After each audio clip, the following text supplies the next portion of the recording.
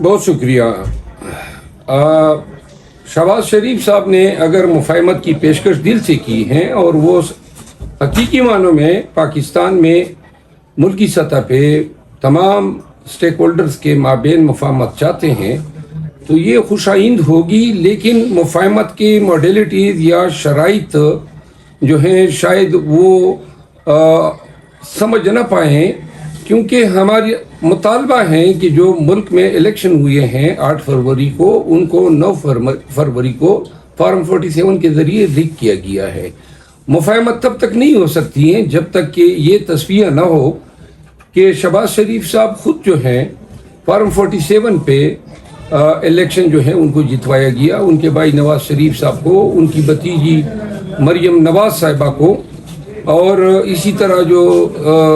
دیگر جو ان کے رفقائے کار ہیں، 80 کی لگ بھگ ہماری سیٹیں جو ہیں وہ فارم 47 کے ذریعے چنی گئی ہے۔ اگر وہ اس چیز کو مفاہمت کا بنیادی حصہ بنانا چاہتے ہیں تو پھر اس پہ آگے بات ہو سکتی ہے، لیکن چونکہ ہم یہ سمجھتے ہیں آج الیکشن نیشنل اسمبلی میں بھی آپ نے بھی نوٹ کیا ہوگا، ہم تو احتجاج کر رہے ہیں کیونکہ ہمارا مینڈیٹ چوری ہوا ہے اور احتجاج کا ہمارا حق ہے، پوزیشن میں ہے، لیکن اس چیز کی سمجھ نہیں آئی کہ جب عمر ایوب صاحب تقریر کر رہے تھے تو یہ کس چیز پہ احتجاج کر رہے تھے، جب ہمارا مینڈیٹ بھی چوری ہوا ہے، 2 سال تک ہم نے ان کی مار بھی کھائی ہے، یہ خود گلے شکوے کرتے رہے اور کہیں پہ جائز بھی تھے کہ جی ہمارے ساتھ جو ہے اپوزیشن میں زیادتیاں ہوئی ہیں، تو لہٰذا ان 2 سالوں میں جو پاکستان تحریک انصاف کے ساتھ ہوا، میرا خیال ہے کہ جن لوگوں نے سختیاں جھیلی ہیں، خود میں ان سختیوں کا ایک وکٹم رہا ہوں، پرچے، مکان گرایا جانا، روزانہ جو ہے، کل بھی پولیس نے میری گاڑی کو ٹکر ماری، مجھے اغوا کرنا چاہا، 10 دن پہلے میرے گھر پہ انہوں نے یلغار کیا 1:30 بجے اور انہوں نے میرے گھر کے دروازے شیشے توڑے۔ محترم، قانونی فورمز، انتظامی فورمز جتنے بھی ہیں آج کل، سب ان کو بلحاظ مجموعی سسٹم کہا جاتا ہے، اور سسٹم جو ہیں یہ اکثر ہمارے مخالف کڑا ہیں، ان کے ایما پہ یہ اس سسٹم کے بینیفیشری ہے، چاہے عدالتی فورم ہو، انتظامی فورم ہو، الیکشن کمیشن ہو، یہ سب جو ہیں دن دہاڑے مل کے انہوں نے ہمارے امیدواروں کو اغوا کیا، ہماری پارٹی توڑوانے کی کوشش کی گئی، ہمارے 171 پارلیمنٹیرین صوبائی، قومی اسمبلی اور سینٹ کے یہ اغوا ہوئے، ان سے پریس کانفرنس کرائے گئے، تو لہٰذا یہ اس سسٹم کے اور اس تمام پروسیس کے بینیفیشری ہے۔ اگر یہ سمجھتے ہیں کہ پاکستان کو صحیح معنوں میں سیاسی استحکام دینا ہے اور سیاسی استحکام ضروری ہے معاشی استحکام کے لیے، پھر ان کو یہ ضرور سوچنا چاہیے کہ پھر حقیقی معنوں میں جو حق ہیں اور سچ ہیں اس کے حصول تک جو ہیں انہوں نے اپنے آپ کو بھی اگری کرنا ہوگا، اور یہ باقاعدہ ممکن ہے۔ تمام ملکی پارٹیاں اگر یہ چاہتے ہیں کہ پاکستان ترقی کرے اور پاکستان کا بھلا ہو، تو یہ اصول اقتدار سے ممکن نہیں ہے، یہ تبھی ممکن ہے کہ دل میں قوم کے لیے، ملک کی، جی خیبر پختونخوا میں بھی دھاندلی ہوئی ہے۔ خیبر پختونخوا میں جو ہیں ہماری 2 سیٹیں جو ہیں، ایک امیر مقام صاحب کو دی گئی شانگلہ کی، اور اس کے علاوہ ایک نور عالم خان صاحب کو دی گئی پشاور میں۔ پشاور ہم نے پورا کلین سویپ کیا، لیکن حیرت کی بات ہے کہ پشاور سٹی کے تمام اینز ہم جیت رہے ہیں، لیکن تمام صوبائی سیٹیں 8 کے 8 سیٹیں جو ہیں وہ ہم ہار رہے ہیں، اور اسی طرح کے پی میں ہماری 3 سیٹیں جو ہیں رگ ہوئی ہیں قومی اسمبلی کی۔ میں عطا تارڑ صاحب کو ایک بات کہنا چاہتا ہوں، وہ وکیل ہیں اور ان کے دادا جو ہیں وہ سپریم کورٹ کے جج بھی رہے ہیں۔ یہ جو بنیادی انسانی حقوق ہیں، بحیثیت وکیل ہمیں ان کا احترام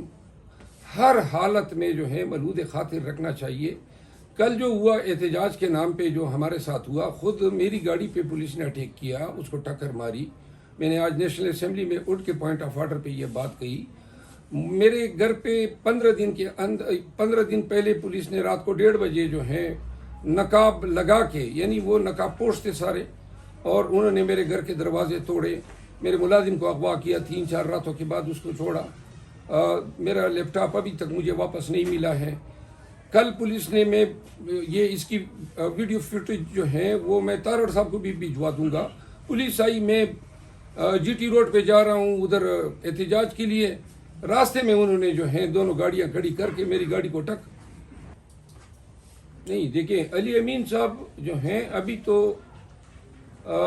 24 گھنٹے نہیں ہوئے ہیں۔ علی امین صاحب کی ذات سے کیا خدشات ہیں؟ علی امین صاحب نے کیا حکم ایسا جاری کرنا ہے جس سے جمہوریت کو یا رول آف لا کو کوئی نقصان ہوگا؟ یہ میں گارنٹی دیتا ہوں کہ کے پی کی حکومت جو ہے وہ قطعاً کسی بھی ایسے عمل کا حصہ نہیں بنے گی کہ کسی کو سیاسی بنیادوں پہ جو ہے ظلم و ستم کا نشانہ بنایا جائے گا، نمبر 1۔ نمبر 2، قانون کی حکمرانی جو ہیں وہ ہمارے کاز، ہمارے مینڈیٹ، ہمارے منشور کا حصہ ہیں۔ میں بحیثیت وکیل اس چیز کا میں اقرار کرتا ہوں کہ ہمیشہ پشاور میں، خیبر پختونخوا میں جب بھی حکومتی پالیسیاں مرتب ہوں گی تفتیش کے حوالے سے، کیسز کے حوالے سے، یہ ہر ایک آدمی اپنے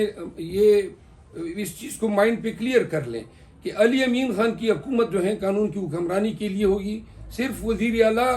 کو سامنے رکھنے سے، اور علی امین خان کی ذات میں ایسی کوئی بات نہیں ہے کہ کوئی اپوزیشن جو ہے اس کو اپنے لیے خطرہ سمجھے۔ دوسری بات جو انہوں نے کہی ہے، یہ کے پی میں بھی دھاندلی ہوئی ہے، دھاندلی پورے ملک میں ہوئی ہے۔ ہم نے تو صرف اتنی سی گزارش کی ہے، ہمارے خلاف ہوئی ہے نا۔ دیکھیں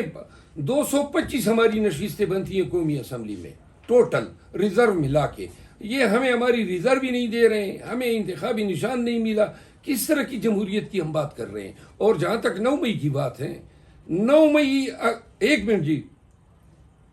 9 مئی کی بات ہے تو 9 مئی کے ہوتے ہوئے بھی اور 9 مئی کے یہ نیریٹو کے ساتھ بھی قوم نے 8 فروری کو 9 مئی کے بیانیے کو رد کر دیا۔ قوم کڑی ہو گئی ہے قیدی 804 کے ساتھ، ان لوگوں کے ساتھ جن پہ آپ نے الزام لگایا ہے۔ اور جہاں تک آپ نے محمود خانہ چکزئی کی بات کی ہے، یہ اینٹی ریاست کب ہو گیا ہے؟ اینٹی اسٹیبلشمنٹ اور اینٹی ریاست، اینٹی ریاست کا لفظ آپ نے استعمال کیا، میں آپ کو واضح کر دوں، اسٹیبلشمنٹ ریاست نہیں ہے، اسٹیبلشمنٹ ریاست نہیں ہے۔ اس چیز کو، اس غلط فہمی کو دور کر دیں۔ اسٹیبلشمنٹ ایک پارٹی ہے، ایک پاکستان کے گورننس کے نظام میں یا حکومت کے نظام میں ایک گروپ ہے جو کہ ہمیشہ سے جو ہے اپنا ایک کردار ادا کرتا آیا ہے، لہٰذا اس سے اختلاف ہونے کا یہ مطلب نہیں ہے۔ آج ہمارا اختلاف ہے اور ان کا اختلاف نہیں ہے، لیکن باجوہ کے دور میں ان کا اختلاف تھا تو یہ اینٹی ریاست تو نہیں ہو گئے تھے۔ اسٹیبلشمنٹ سے میرا ایک تارڑ صاحب سے سوال ہے، میں پورے پاکستان کی بات نہیں کرتا ہوں، صرف اسلام آباد کی حد تک ایک بات کرتا ہوں۔ اسلام آباد کے تینوں حلقوں پہ ہم نے آزاد امیدواران، جماعتی اسلامی، ٹی ایل پی اور مصطفیٰ نواز کھوکر جیسے سیاسی لیڈران جو ہیں یا عمائدین، ان کے فارم 45 ہم نے الیکشن کمیشن میں لگائے۔